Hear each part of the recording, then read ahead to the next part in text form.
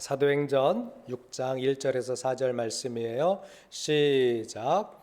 그때에 제자가 더 많아졌는데 헬라파 유대인들이 자기의 과부들이 매일의 구제에 빠짐으로 히브리파 사람을 원망하니 12 사도가 모든 제자를 불러 이르되 우리가 하나님의 말씀을 제쳐놓고 접대를 일삼는 것이 마땅하지 아니하니 형제들아 너희 가운데서 성령과 지혜가 충만하여 칭찬받는 사람 7을 택하라.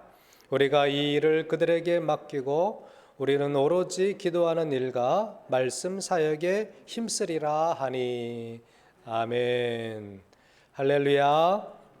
말씀을 잘 들어주세요. 졸지 마시고 주무시지 마시고 말씀을 들어야 합니다.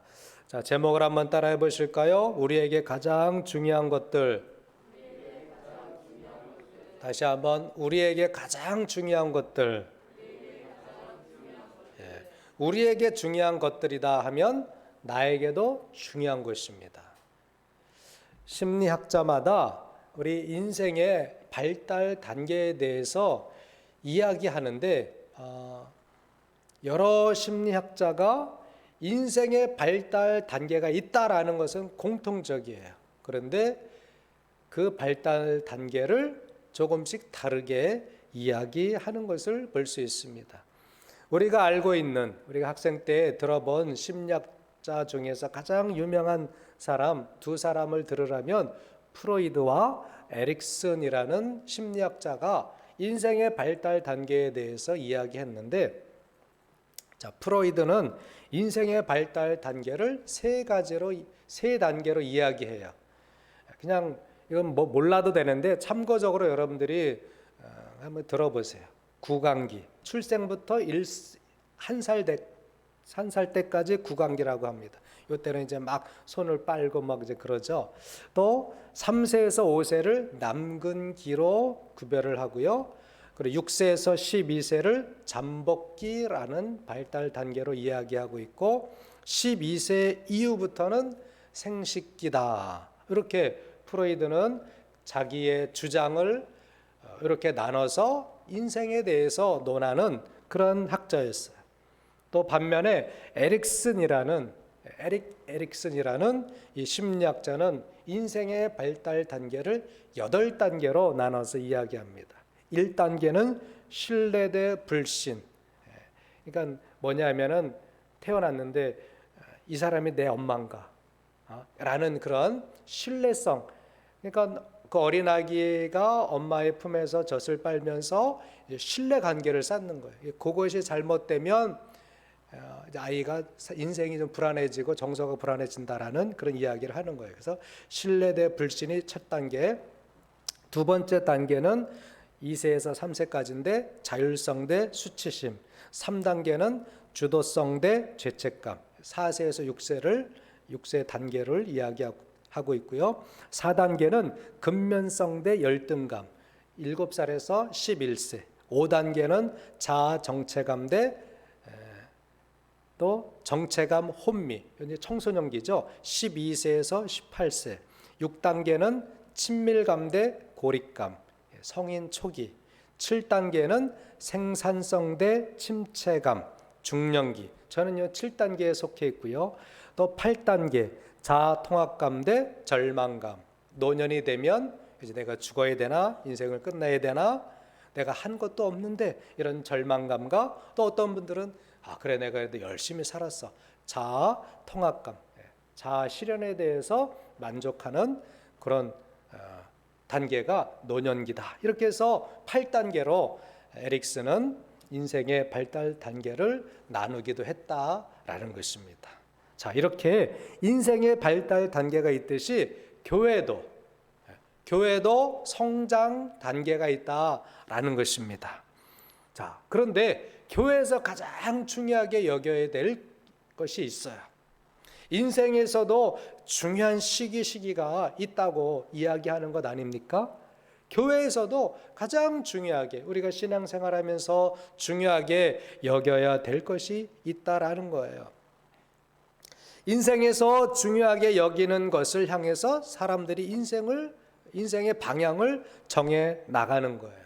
인생에서 어떤 사람들은 돈이 중요해 그러면 그 인생의 모든 방향이 돈을 향해 갑니다.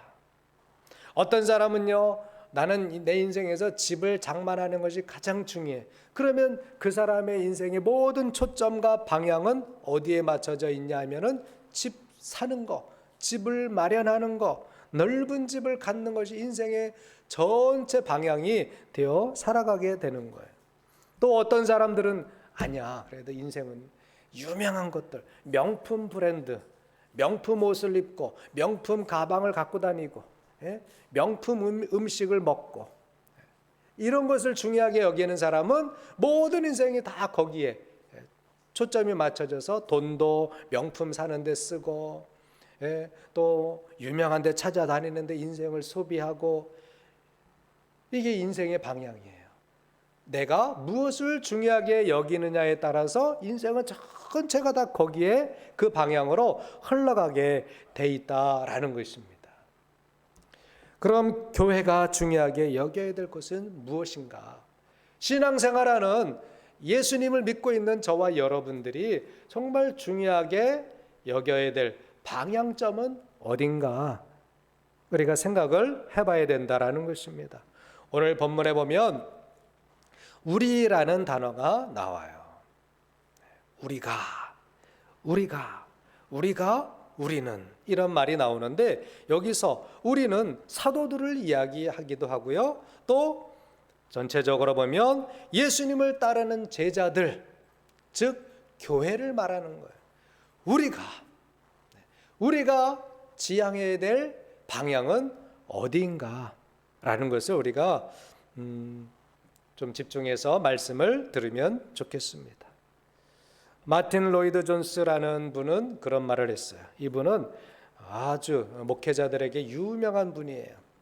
저 영국의 위스터민스터 채플, 위스터민스터 교회에서 30년간 사역을 했던 분이고요. 20세기에 가장 유명하다고 생각되어지는 그런 강의 설교가예요. 그분이 그런 이야기를 했어요. 이분은 의사이기도 하고 목사이기도 합니다. 그분이 어떤 말을 했느냐? 교회 역사를 돌아볼 때 교회 역사상 위축된 시기는 항상 설교가 쇠퇴했던 때가 분명하다.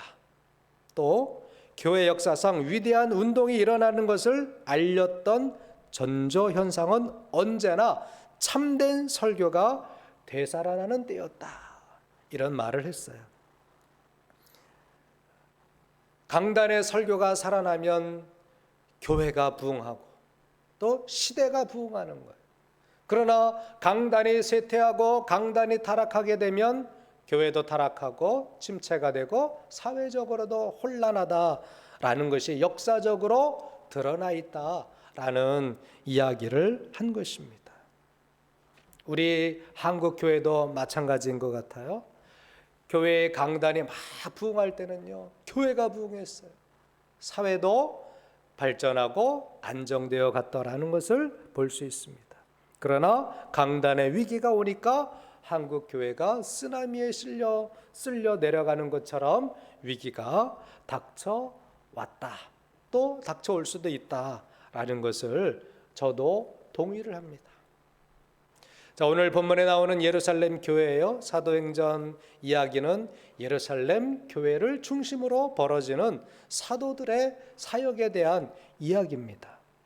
자, 그런데 오늘 읽은 본문에 보니까 예루살렘 교회의 위기가 닥쳐왔다라는 것을 확인할 수 있어요.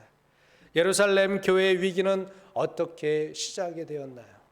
첫 번째로는요, 그때의 제자가 더 많아졌다 그랬어요. 우리가 읽은 1절에 보니까 그때의 제자가 더 많아졌는데, 자, 많아진 것이 문제가 되는 것은 아니에요. 그런데 많아진 것 때문에 문제가 생길 수도 있다라는 거예요. 돈이 많은 것은 문제가 아니에요. 그런데 돈이 많아진 것 때문에 분명 문제도 생긴다라는 것입니다. 예루살렘 교회에 많은 사람들이 몰려들기 시작했어요. 그런데 그 이유가 뭐냐 하니까 인간의 욕구를 해결하기 위해서. 대부분의 사람들이 밖에는 먹을 것이 없었어요. 너무나 가난했던 시기예요. 너무나 곤핍하고 곤궁했던 그런 사회라 자기 힘으로는 어떻게 먹고 살 수가 없었습니다. 그나마 먹을 수 있는 데는 교회였어요. 왜냐하면 로마 정부가 성전세를 유대인들 그 성전에서 사용할 수 있도록 허용했기 때문에, 그리고 많은 유대인들이 봉헌을 했기 때문에 그나마 먹을 것이 있는 장소는 교회였다라는 거예요. 그래서 교회에 많은 사람들이 오기 시작했어요. 또 흩어져 있던 유대인들이 절기 때마다 예루살렘을 찾아오기 시작했습니다. 돈이 적당하면 문제가 되지 않아요. 그런데 지나치게 소유하려고 할 때 문제는 시작되는 것입니다. 요즘 뉴스에 나오는 성남의 대장동이라는 화천대유, 천화동인 이런 좀 어려운 말들이 나오죠. 그게 뭔가? 그게 어떤 회사 이름이에요. 근데 그것이 주역에 나오는 그 옛날 책 있죠. 주역이라는 책, 하여튼 중국에서 유명한 그런 책이에요. 우리나라 사람도 하나님을 믿지 않는 사람들은 태양이 어쩌고 달이 어쩌고 그런 어떤 이 천하 만상을 이야기하는 인간의 도를 깨닫는 어떤 그런 내용이 들어가 있는, 거기에서 뽑아낸 아주 좋은 말이래요. 하늘이 도와야 성공한다.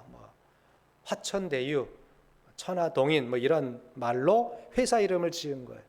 그 결론은, 핵심은 뭐냐? 부동산 개발 사업을 하는데 적당하게 이익을 남기는 것은 누가 뭐라 그러지 않아요. 우리가 장사를 하는 분들도 남겨야 자기도 먹고 사는 거 아니에요? 그런 걸 누가 뭐라 그러진 않습니다. 1,000원짜리를 1,200원에 파는 거 뭐라 그러지 않아요. 그런데 1,000원짜리를 100만 원에 팔아봐야 누가 옳다라고 이야기하겠습니까? 그런 거예요. 부동산을 개발을 하는데 그들이 적당한 선에서 이익을 보고, 또 분양받는 사람들, 거기에 또 소유주가 되는 사람들이 적당한 상황 속에서 이익을 얻었다면 누가 뭐라 그럴 수가 없는 거예요. 정당한 거기 때문에. 그런데 터무니없이 비싼 게 부풀려서 땅을 팔아먹고 분양권을 사고 팔고 하면서 그 관계자들 몇몇 사람들이 엄청난 천문학적인 이익을 얻게 돼요. 회사도 갑자기 만들어졌고, 거기 1, 2년 근무했던 사람들이 퇴직금을 50억, 드러난 것만 50억, 드러나지 않은 사람들은 몇 백억, 몇 천억도 아마 받았을지 모르겠다라는 의심을 충분히 할 수 있는 거예요. 적당하게 벌었으면 괜찮습니다. 그런데 수천억 원의 이익을 얻으려고 거기에 불의와 불법과 잘못된 절차와 방법으로 돈을 벌어갔기 때문에 국민들이 열받는 거죠. 권력이 있다고, 허가권이 있다고 저렇게 해도 되나? 앞으로 이제 어떤 사실들이 밝혀지고 어떻게 그 사건이 결말되어질지는 우리가 두고 보면 알겠죠. 적당하게 덮을지 아니면 밝혀져서 책임을 지게 할지 앞으로 봐야 되겠죠. 적당하면 문제가 안 생겨요. 예루살렘 교회도 갑자기 사람이 많아지니까, 제자들이 많아지니까 제대로 된 방향을 잡고 나아갔으면 문제가 되지 않는데, 사람이 갑자기 많아지는 것 때문에 방향성을 조금 잃어버리게 된 것입니다. 디모데전서 6장 9절에서 10절에 봐도 제가 자주 인용하는 말씀이기도 한데, 우리 모든 성도들도 인생의 방향을 잘 잡아야 돼요. 내가 예수 믿는 것이, 내가 기도하는 것이 돈의 목적, 부유함의 목적을 가지고 살면 안 돼요. 내가 공부하는 것도 내가 잘 살아야지, 돈 많이 벌어야지, 거기에 목적을 둬서는 안 되는 거예요. 이 말씀해 보니까 디모데전서 6장 9절 10절에 부하려 하는 자들은 시험과 올무와 여러 가지 어리석고 해로운 욕심에 떨어지나니, 과거의 사람이나 현재의 사람이나 동일한 거예요. 곧 사람으로 파멸과 멸망에 빠지게 하는 것이라 돈을 사랑함이 일만하게 뿌리가 되나니, 이것을 탐내는 자들은 미혹을 받아 믿음에서 떠나 많은 근심으로서 자기를 찔러도다. 믿는 사람이나 믿지 않는 사람이나 돈의 욕심을 가진 사람, 돈을 사랑하는 사람은 어떻게 돼요? 악에 빠지게 되는 거예요. 결국 구속되고 파멸되고 다 빼앗기게 되는 거예요. 이것이 얼마나 누누이 경고를 했지만 사람들은 많아지는 것, 많이 갖고 싶은 욕망을 떨쳐버리지 못하기 때문에 결국 이렇게 파멸에 이르게 되는 것이죠. 우리가 하나님께서 아무리 많이 주셔도 관심을 우리가 하나님께 두면 괜찮아요. 그 많은 것을 가지고 하나님의 뜻에 합당하게 쓰면 괜찮아요. 그런데 많아지는 것 때문에 어떻게 돼요? 방향이 바뀌게 되는 거예요. 하나님의 의도에서 벗어나게 되는 거예요. 출애굽기 상황 가운데서 이스라엘 백성들이 배고프다고 막 원망하니까 하나님께서 기적으로 만나를 주셨어요. 그런데 만나를 어떻게 거두고 먹어야 되느냐? 그날 일주일에 6일 동안 매일 하루에 한 번씩 나가서 거둬야 돼요. 그리고 그 거둔 것을 다음 날까지 두면 안 돼요. 그런데도 이 배고프다고 생각했기 때문에 이거 먹을 것을 좀 쟁겨둬야 돼, 남겨둬야 돼, 그렇게 생각했던 사람들이 분명히 있었어요. 출애굽기 16장 20절에 보니까 모세가 그렇게 이야기합니다. 모세가 그들에게 이르기를 아무든지 아침까지 그것을 남겨두지 말라 하였으나 그들이 모세에게 순종하지 아니하고 더러는 아침까지 두니 벌레가 생기고 냄새가 난지라 모세가 그들에게 노하니라. 자, 분명히 모세가 얘기했죠. 남겨두지 말라. 아침까지 남겨두지 말고 하루에 거둔 거 그건 다 먹어야 돼. 그 다음날 또 주실 거거든요. 그런데 순종하지 아니하는 거예요. 우리나라 말에도 그런 말 있죠. 아끼면 뭐 된다? 아끼면 뭐 된다? 똥 된다. 너무 지나치게 그냥 먹으려고 그냥 이거 좀 나눠주면 저 사람도 행복하고 모두가 맛있는 거 맛볼 수 있는데 그냥 나만 먹으려고 그냥 싸두는 거예요. 그러면 썩는 거예요. 냄새 나는 거예요. 돈도 마찬가지. 그냥 나만 잘 살려고, 나만 벌려고, 나만 부자 되려고 하다 보면 결 그것이 불의하게 되고 불법이 되고 원망과 불평이 되는 거예요.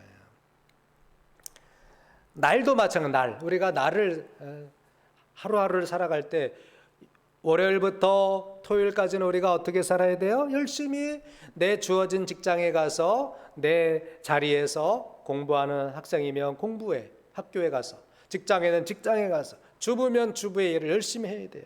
그리고 하루는 안식일은 우리가 어디에 나와야 돼요? 하나님의 앞에 나와야 되는 거예요. 그래서 우리가 주의를 지키는 거예요. 나오는 것이 그만큼 중요한 거예요. 안 나오고 영상으로 드린다? 어쩔 수 없는 상황에서 코로나로 인하여 법적으로 모이지 못하게 했을 때는 우리가 어쩔 수 없어요. 내가 몸이 아프거나 또 어디 급하게 해외 나가거나 어디 멀리 출타할 수밖에 없는 상황에서는 영상으로 들을 수 있겠죠. 아니면 가까운 교회 갈 수도 있겠죠. 우리가 나를 지켜야 된다라는 거예요. 자, 이 모세 시대에, 광야 시대에 월요일부터 그 만나와 메추라기를 거둘 수 있는 날이 있었어요. 근데 안식일에는 나가지 말라 그랬어요. 그런데도 순종하지 아니한 사람들이 있어요.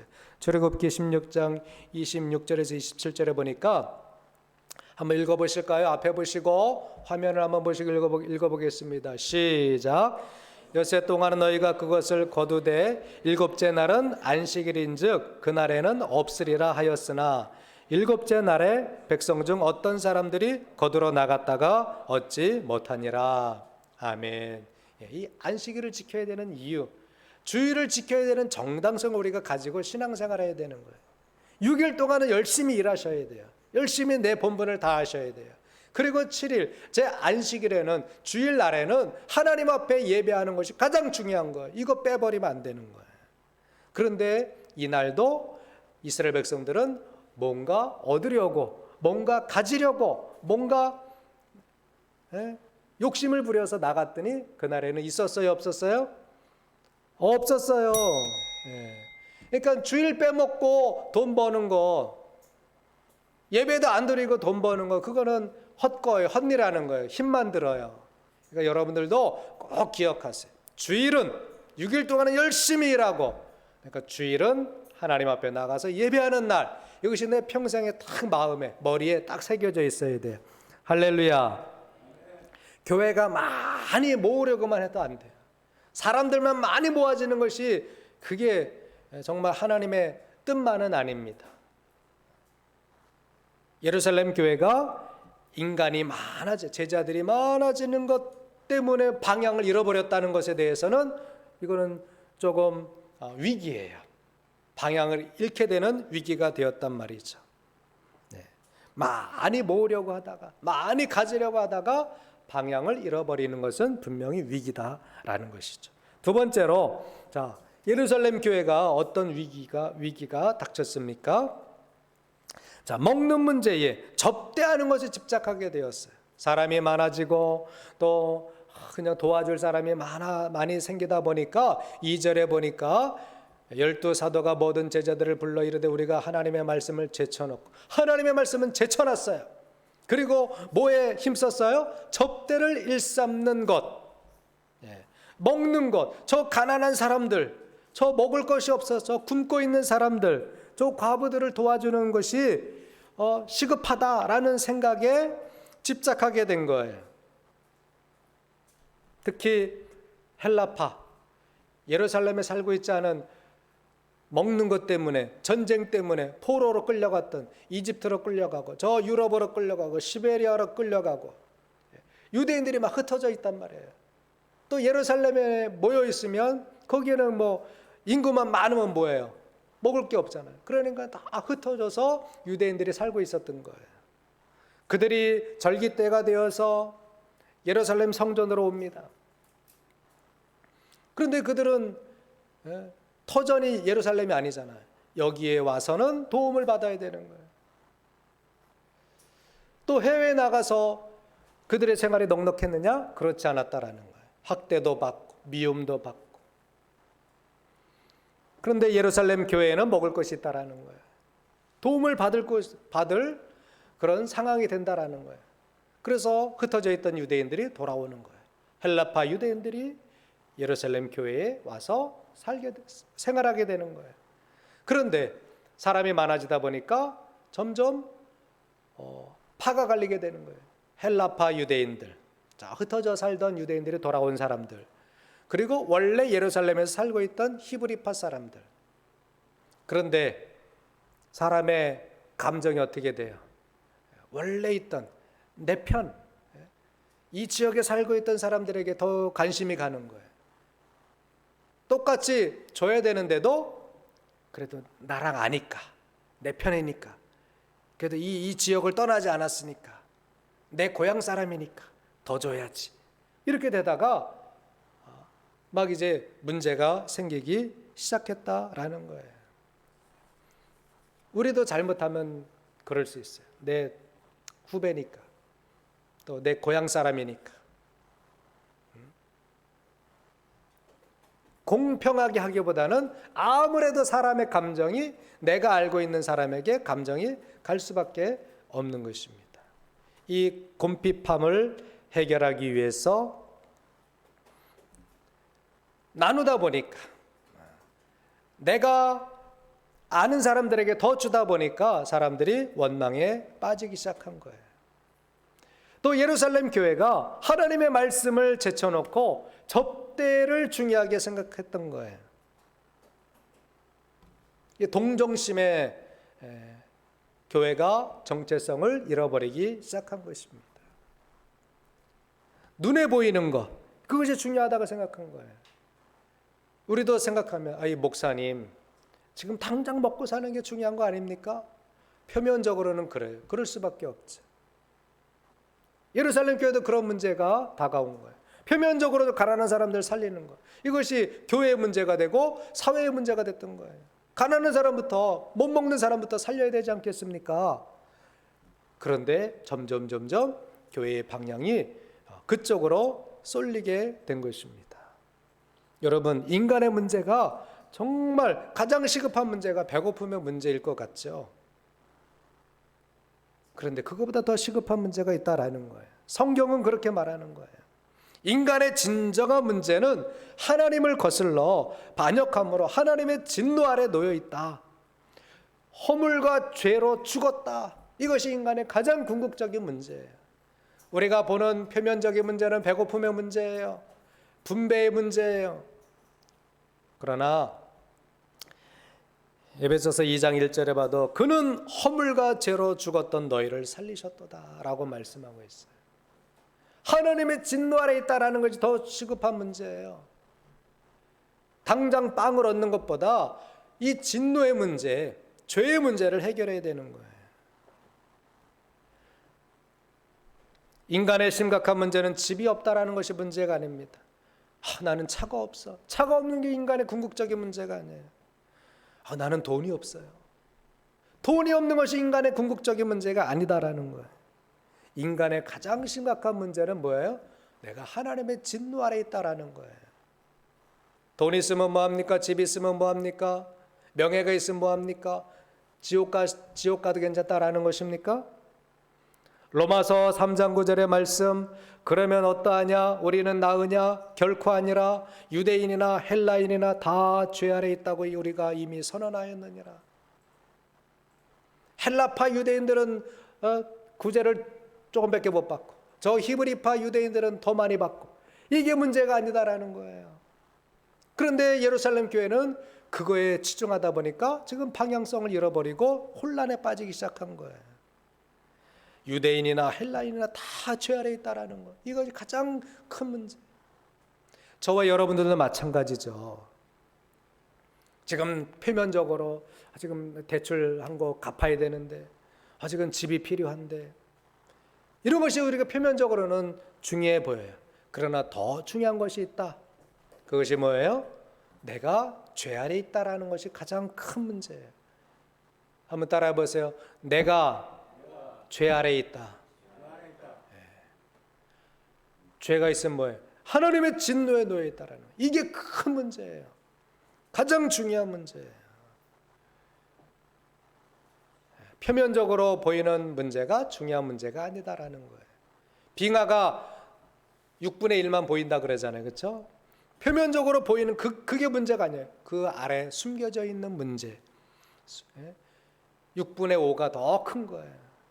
우리 인간의 문제도 마찬가지예요. 겉으로 드러난 가난의 문제, 집이 없다라, 차가 없다, 뭐가 없다, 나는 뭐 입을 옷이 없다, 어디 나가야 되는데 옷이 없어.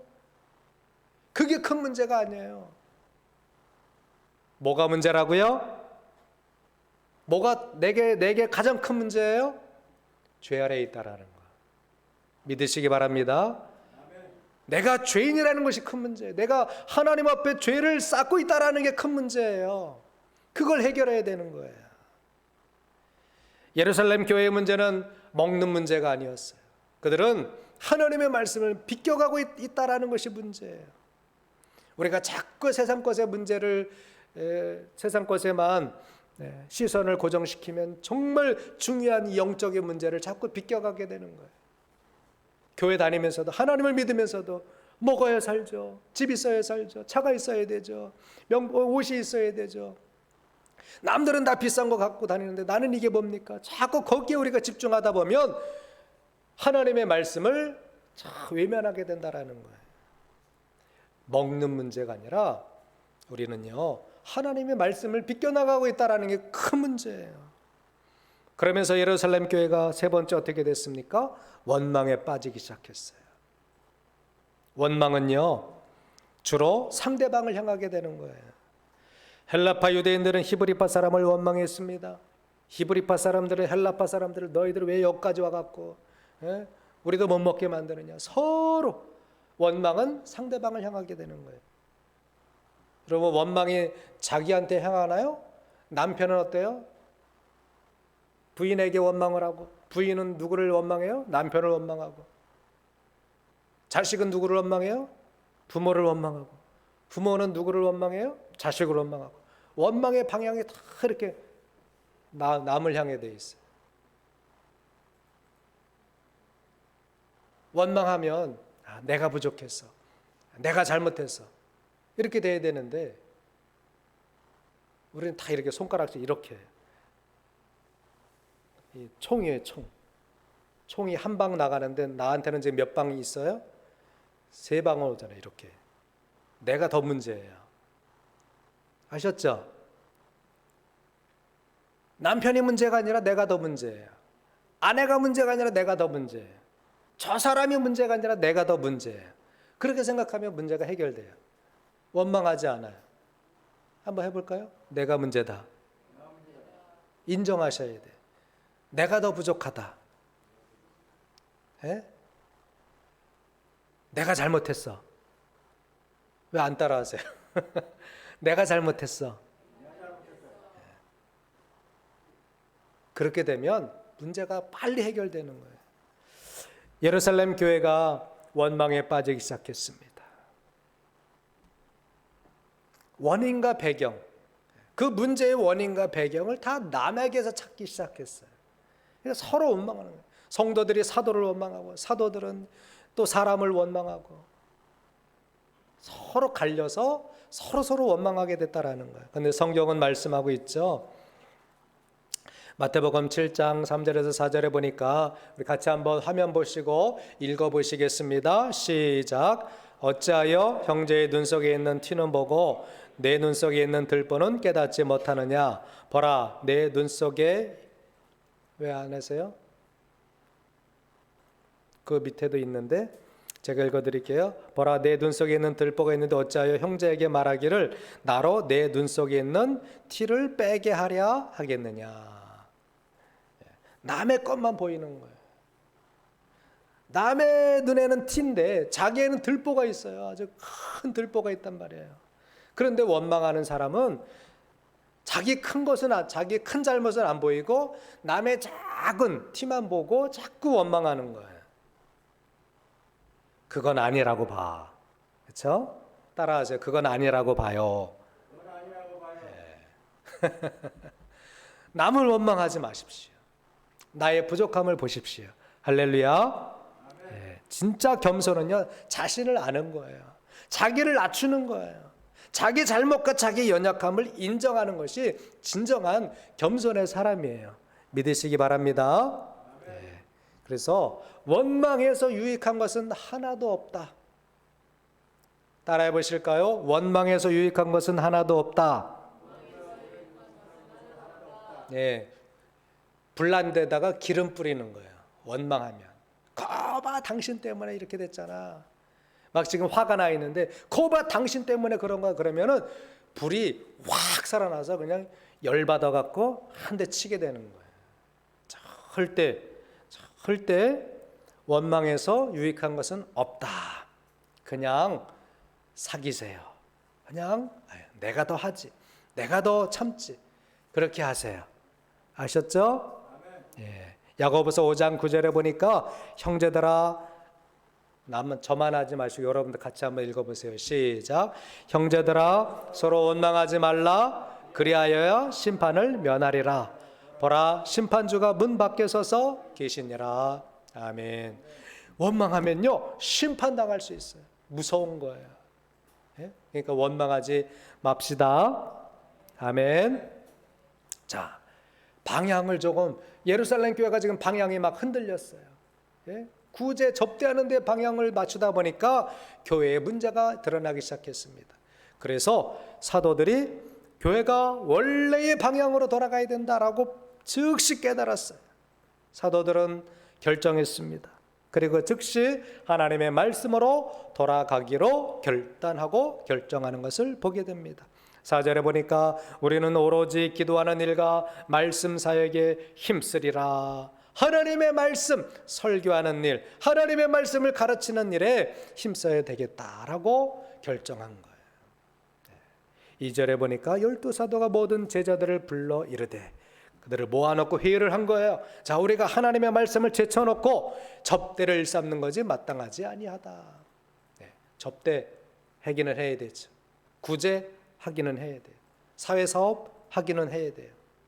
봉사하기는 해야 돼요. 물건 나눔, 또 뭐 벼룩시장, 문학의 밤 전혀 하지 말라는 게 아닙니다. 가장 중요한 것을 제쳐놓으면 안 되는 거예요. 가장 중요한 것이 뭐예요? 하나님의 말씀이에요. 말씀. 예배 시간에 가장 중요한 것이 뭡니까? 하나님의 말씀이에요. 그래서 어떤 교회는 막 그냥 다른 것에 집중하다가 말씀은 10분 이렇게, 한국 교회가 그걸 좋아하는 거예요. 전에는요 말씀이 40분, 50분, 1시간도 해요. 말씀이 가장 중요했어요. 그런데 이제 저 서구의 교회들을 본받으면서 말씀은 확 줄여버렸어요. 20분을 넘기지 말래요. 그리고 나머지가 그냥 다 형식과 다른 것들이 다 차지해버렸습니다.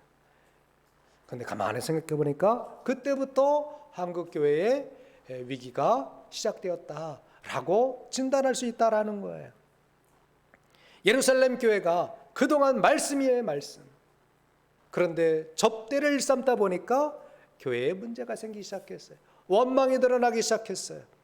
그래서 사도들은 제자들을 다 불러놓고 사무총회를 열어서, 여러분, 우리가 방향을 잃어버렸습니다. 접대하는 것이, 하나님의 말씀을 제쳐놓고 접대하는 것이 이게 큰일이 아닙니다. 그래서 우리는 결단합니다.